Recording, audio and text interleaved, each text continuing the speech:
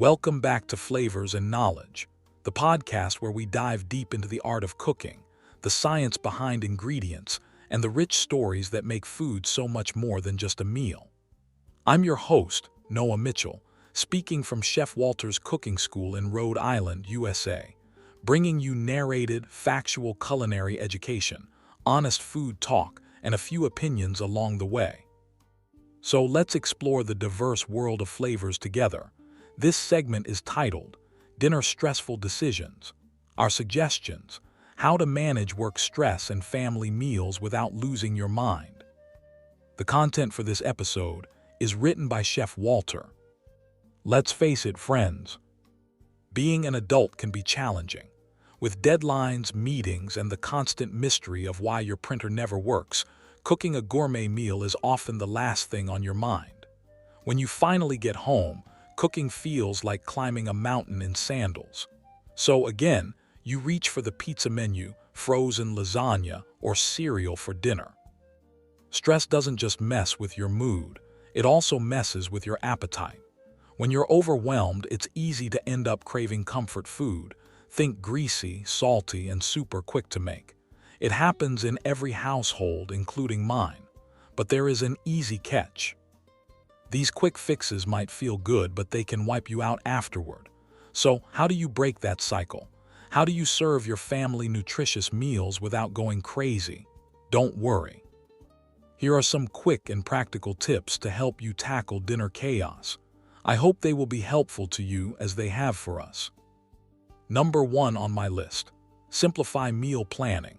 Meal planning doesn't have to be complicated. Spend 10 minutes on Sunday jotting down dinner ideas for the week. Consider pasta on Monday, stir-fried on Tuesday, and leftovers on Wednesday. This approach prevents the nightly "what's for dinner" panic. Number 2. If you don't have a slow cooker, consider getting one. It acts like a personal chef. Add chicken, veggies, and broth in the morning, and a hearty stew awaits by evening. Coming home to a ready meal is incredibly comforting.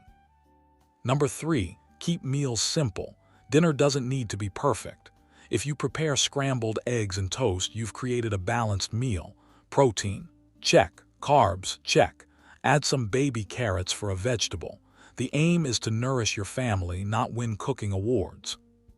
Number 4. Embrace batch cooking. Weekends can be your ally.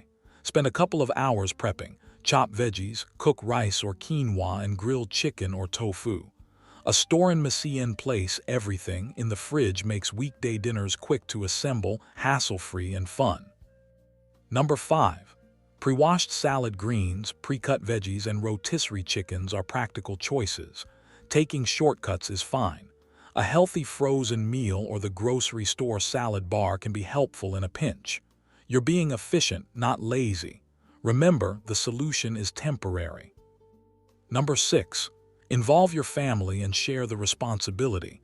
Get your kids or partner involved in cooking. It might take longer and get messy, but it's a great bonding activity. Plus, kids are more likely to eat what they helped prepare. Number 7. Accept imperfection. Sometimes dinner won't go as planned. The pasta might be overcooked, the sauce too salty, and someone will complain. Laugh it off, order takeout, and try again tomorrow.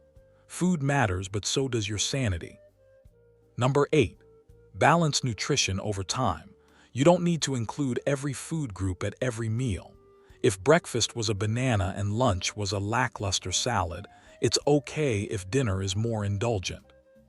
Always consider others' palates when cooking, not your own.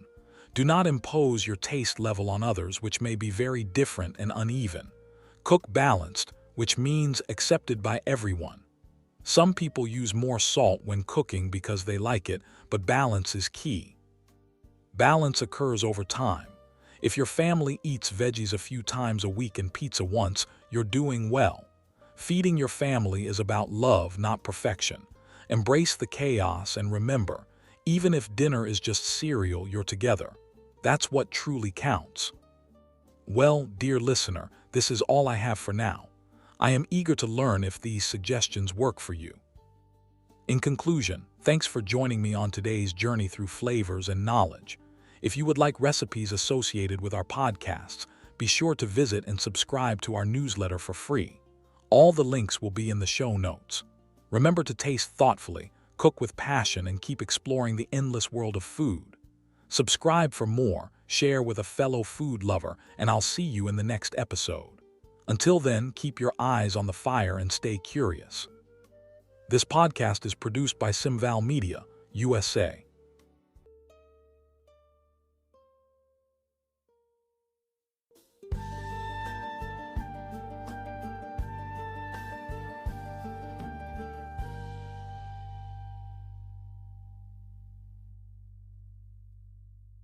Since 1995, Chef Walter's Cooking School has stood as a cornerstone of culinary education in Cranston, Rhode Island, USA, offering recreational cooking classes that blend artistry, health, and heritage. Under the direction of Master Chef Walter Potenza, the school has earned a distinguished reputation for its specialized curriculum in nutritional cooking, diabetes-conscious gastronomy, and the authentic regional cuisines of Italy and the Mediterranean. Each class is thoughtfully designed as a hands-on experience, inviting participants to chop, simmer, and plate alongside a professional chef in a setting that is intentionally relaxed and warmly inclusive. No prior experience is required, only a willingness to learn, taste, and explore. Whether crafting handmade pasta or preparing balanced, authentic Mediterranean specialties, participants gain practical skills grounded in both tradition and modern nutritional science.